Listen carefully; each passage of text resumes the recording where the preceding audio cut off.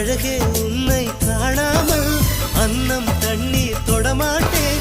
ஆகாயத்தின் மறுபக்கம் சென்றால் கூட விடமாட்டேன். உன்னை காணும் முன்னே கடவுள் வந்தாலும் கடவுளை தொழ மாட்டேன்.